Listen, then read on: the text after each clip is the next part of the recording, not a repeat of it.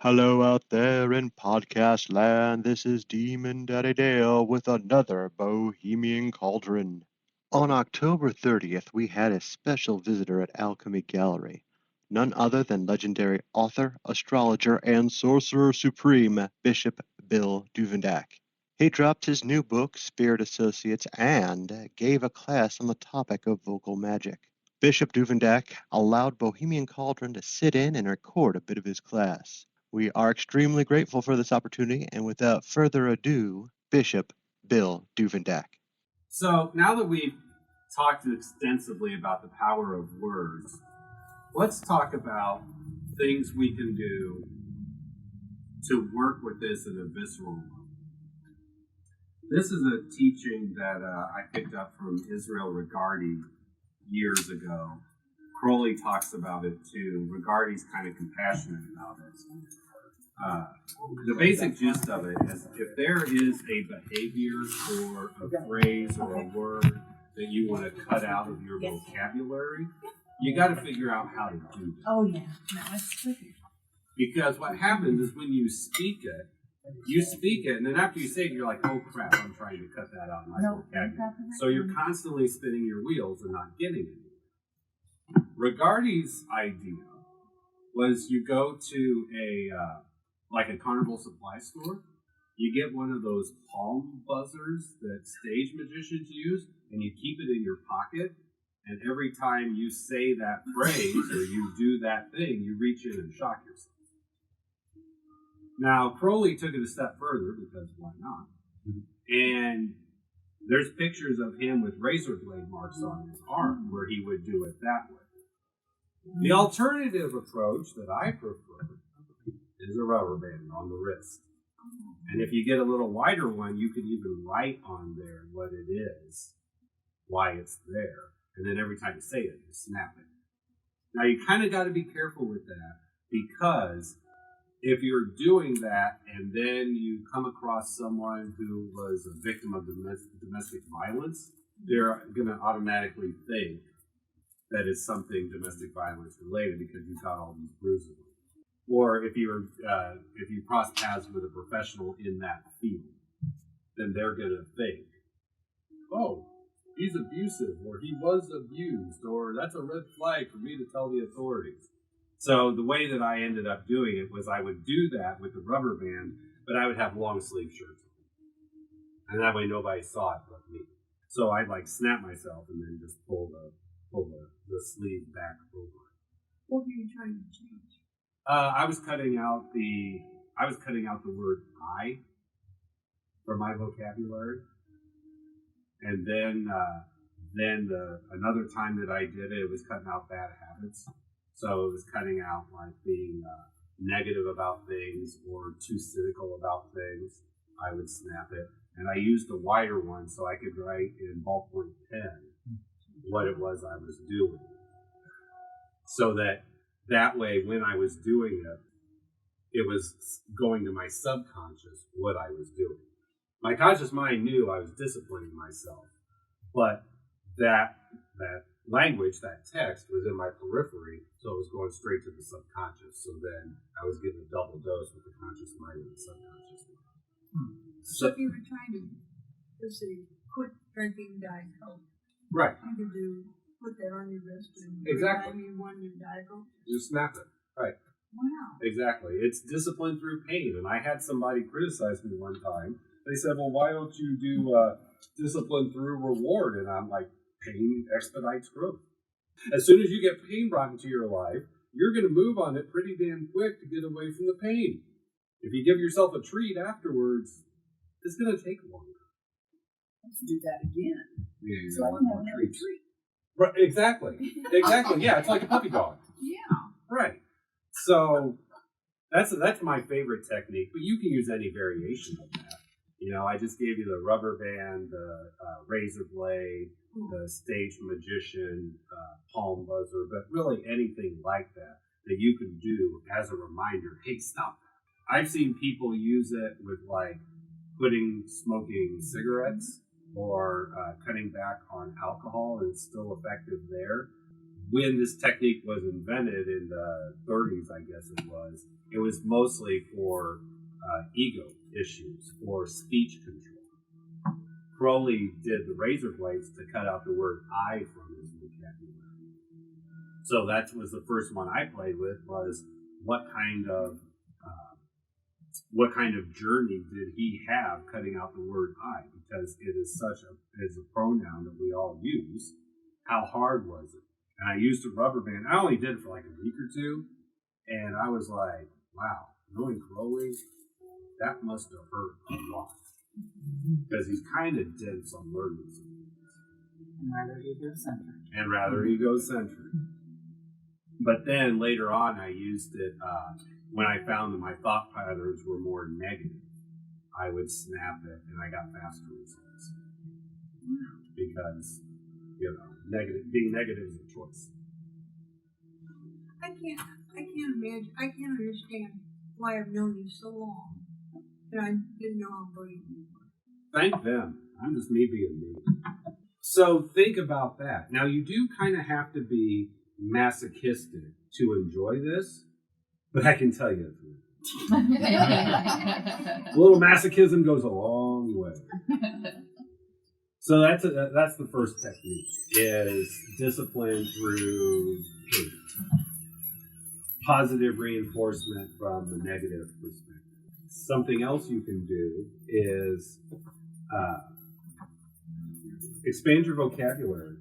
Many years ago, before social media, I was subscribed to Merriam-Webster's Word of the Day, and I'd get it in my email inbox, and I was usually getting words that I already knew, but then I started getting turned on to phrases that I didn't know. The one that stands out in my mind the most is the phrase chapter and verse.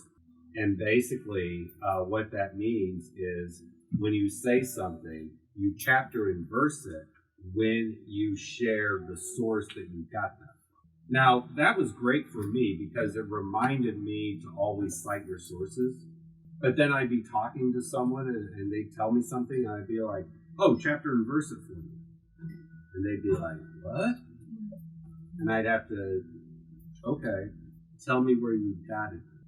So that's something else you can do. Look for those little tricks online that will help you expand your vocabulary. And learn other languages, or at least study them if you don't learn them. For example, the articles a, and the do not exist in most of the languages outside of English. Contractions are one of the hardest things for non-English speakers to learn about English. So instead of saying don't, say do not.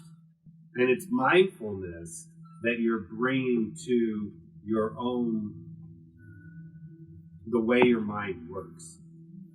You're not doing it to be able to relate to people of those cultures. You're doing it to remind yourself that sometimes faster is not always better. And that's a big key right there. If you say do not do that, then it reminds you, oh, if I say do not do that, what their subconscious is hearing is to do that. Well, if I say don't do that, their subconscious is hearing the same thing. So then instead of saying don't do that, an alternative way to phrase it would be, you may want to rethink what you're doing. And you take that kind of alternative approach to it. If you can get someone to act on something that's for their greatest growth and good, but you convince them that it's their idea, they're going to be more invested in the success. And beware of pop culture fad trends of language. I got introduced to this many years ago. The idea that we're in a committed relationship. You know who gets committed? People in psych wards. So if you're saying I'm in a committed relationship, there's a dual meaning there. It can mean committed, but it could also mean committed. So it's better to say I'm invested in this relationship, or actually use the right word. This is a monogamous relationship. So when you look at those words, when you use words, from time to time, listen to your guides and listen to your intuition and actually look up the various definitions of them. Oftentimes, you'll find that what they mean, there's multiple ways the word can be taken, and even though everybody in this room might be on the same page with the word I use, there's still an alternate definition behind it that somebody out there knows, and when they communicate, they're coming at it from that perspective. Another good example of this is the phrase mean time. In astrology, mean time is average time, Greenwich Mean Time. But if you just say mean time, does that mean in the meantime? Or does that mean a time when you're going to be angry? Because mean can be used either way. So the dictionary becomes your best friend. And even with the dictionaries, you got to be careful. You want to go with the standards, Merriam-Webster and Oxford, because if you start using Urban Dictionary to look up a lot of these words, you're going to have your eyes open to some things you really didn't want. Like what? Oh. I don't know if I can say that in public, but it gives more of a street level slang definition of words. Eggplant meaning penis. There's one example. You know, there's a whole list. I'm not emojis. Yeah, exactly. Emojis, eggplant, water droplets. Wow. This is really amazing. It is. It's mind-blowing. And this material, you know, it's been sort of researched and talked about in an academic setting. But what that means is if you haven't spent a lot of time in academia, you've never gotten exposed to it. And all of us being metaphysicians and magicians that create our reality, this is a very powerful tool. I've used this approach to work with clients for tarot readings that other tarot readers have turned down because they found them too abrasive, or they were too stupid to get the point of the reader. I'll use vocal language and speech control to figure out why they're that way. And then I can relate to them. And I'm not doing anything special other than just watching my words. But to them, it's the fact that somebody actually took the time to care about them as a person that is what matters. Now, that also means that I get exposed to some negative and challenging ideas that other people don't. One guy I know, I use this technique on him, and now almost every time that we ramble, he's talking about how dirty the Ashkenazi Jews are. And I'm like, really? What is this, 1930? But I let him go because I can see there's some trauma there, and he's using me just to vent and use it as a dumping ground. And other people would say, well, why are you allowing yourself to be used as a dumping ground? I'm an alchemist. You can't seriously think that negative energy that he's sending to me stays negative. I transmute it to something good. I put it to work for me. Just because energy is sent to me that way doesn't mean I have to use it in the same fashion. And then people are like, well, how do you do that? And I'm like, yeah, figure it out. Or set up a session at $100 an hour. Do you do half a session? My sessions are cheaper. I'm a cheap dude. Good. Yay.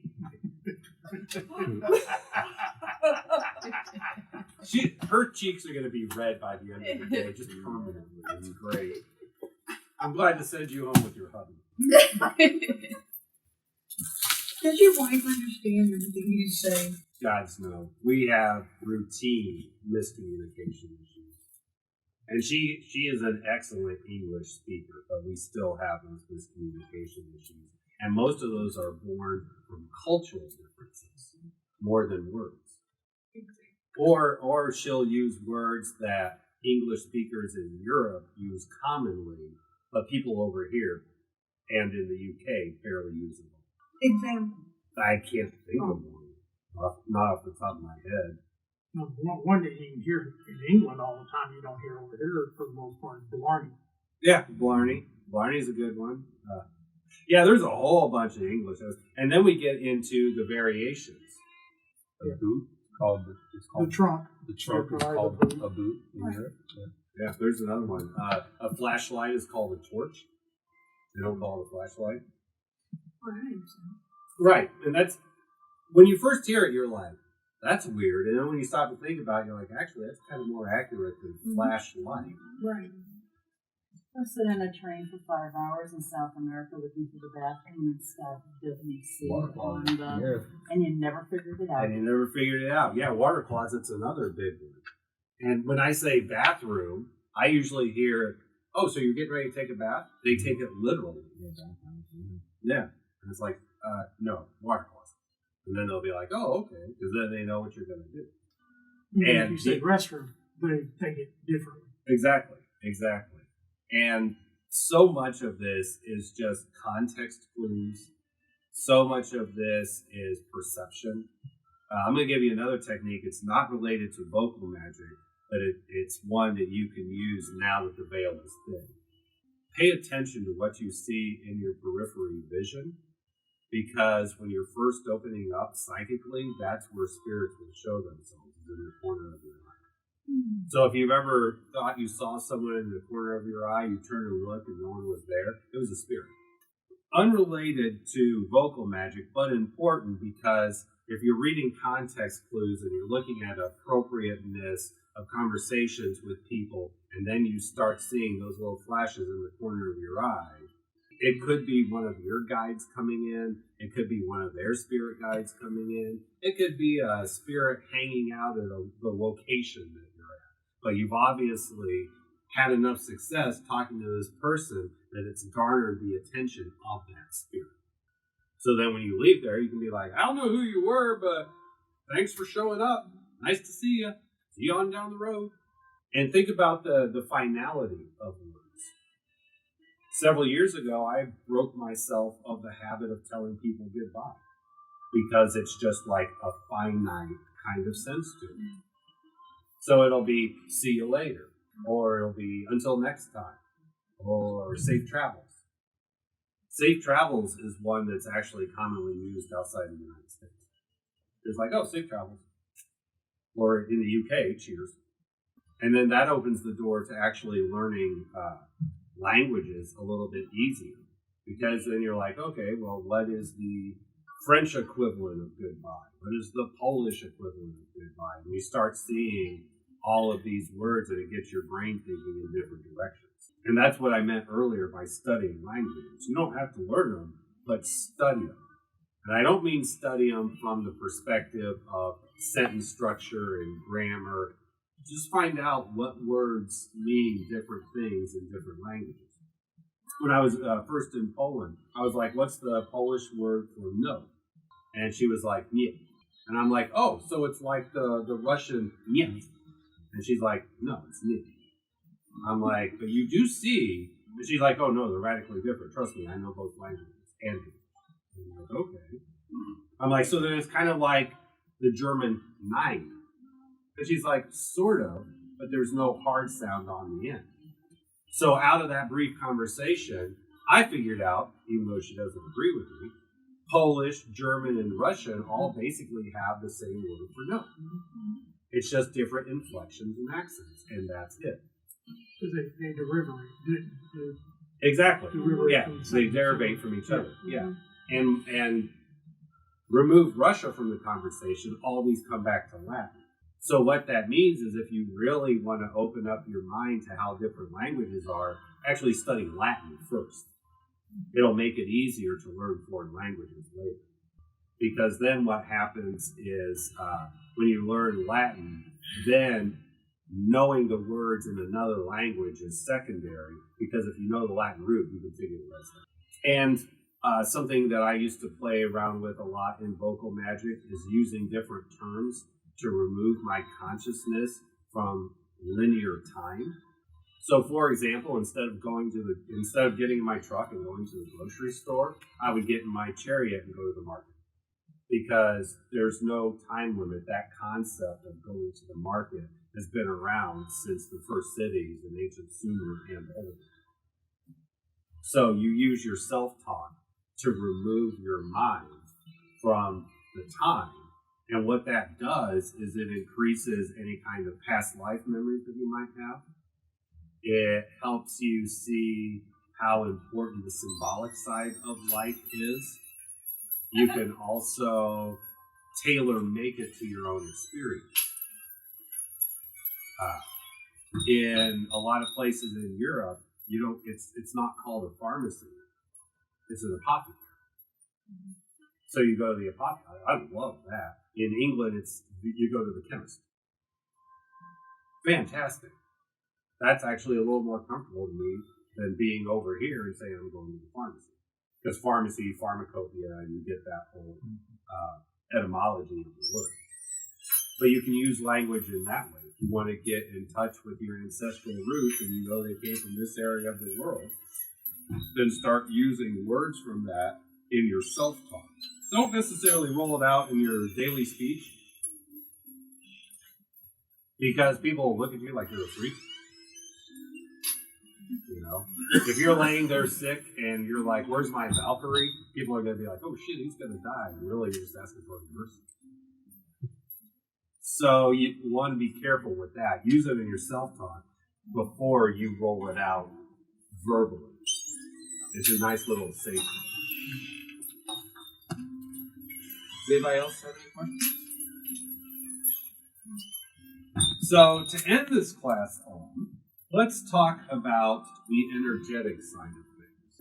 Anybody can say anything, but when you add in inflections, when you add in accents, when you emphasize certain things in conversation, you start to engage in a certain level of programming that was not there before.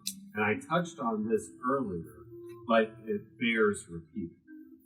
I could give you the whole class on monotone.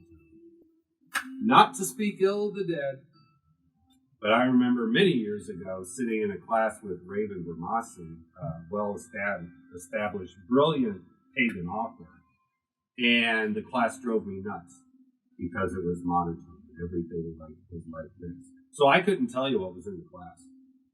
I remember that part of it. I've read his books. I love his books. They're full of great information. But when he talks, he always talks like this. And it drove me flipping crazy.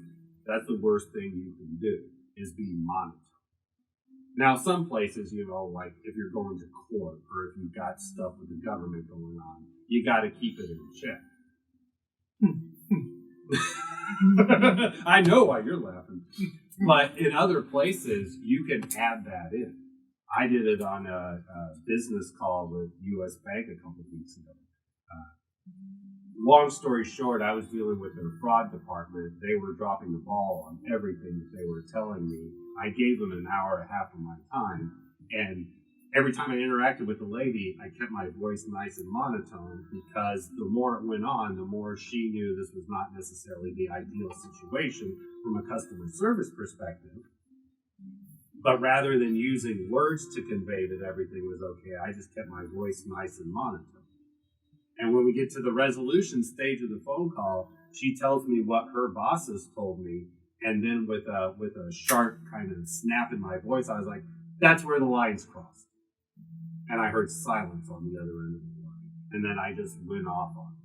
But the way I did it was to say, "Please understand that I know you're in the front lines. This is not aimed at you. This is at your bosses. So if you want me to put this in writing, if you want to record the phone call, any way to convey that this is not aimed at you, it's aimed at them, feel free to do so." And then I went off on the whole process and I shot it down. And at the end of that, she said, "If I had another giant job lined up, I'd leave over." She "Because you really got treated like shit." If I would have been monotone through that whole thing, that whole person-to-person connection would not have happened. Because if I had been monotone the whole time, it would have just faded into the background of her day. When the phone call started, if I had started off more agitated, it would have been a shorter phone call, but it would have been less progressive. So use those accents and use your energy and use your emotions very strategically when you're talking. I did this in court many years ago when I was on the stand. A lawyer for the defense asked me a yes or no question, And I said, yes, but, and as soon as I said but, he said, yes or no. So I sat back, I crossed my arms. I knew these tricks then. I crossed my arms and I said, and keep in mind, I just said yes, but. I crossed my arms and I said, no.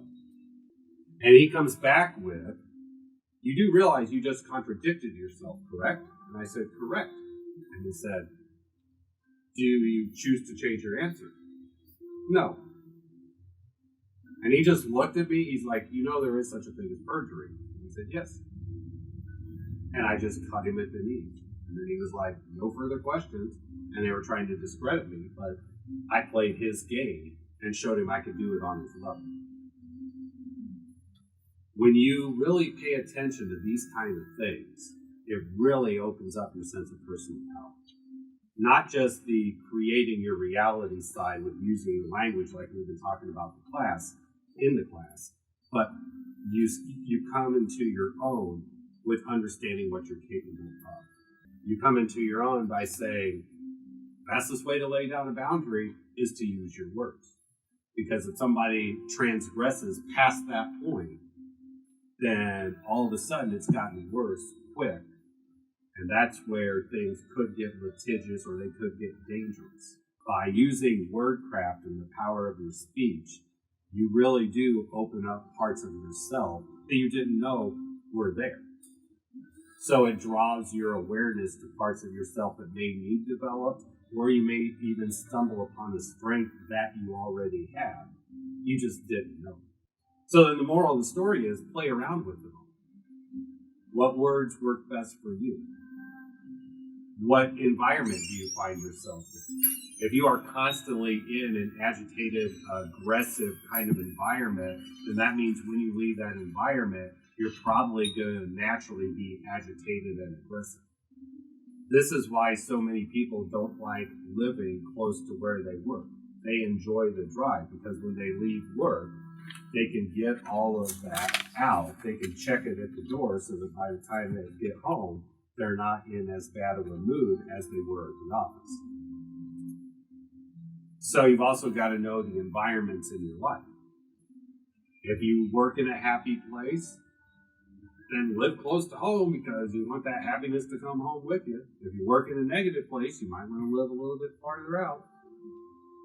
If you've got that one coworker that's always negative, there's no reason to correct them or point it out to them. They probably already know.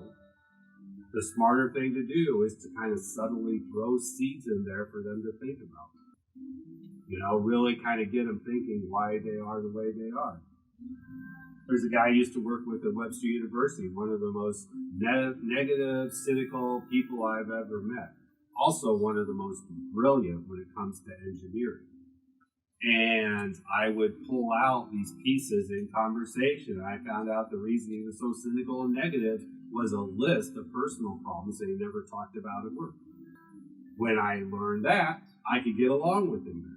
Because then I saw if he was cynical and negative, it was probably a problem in his home life, and it bled over to the workplace.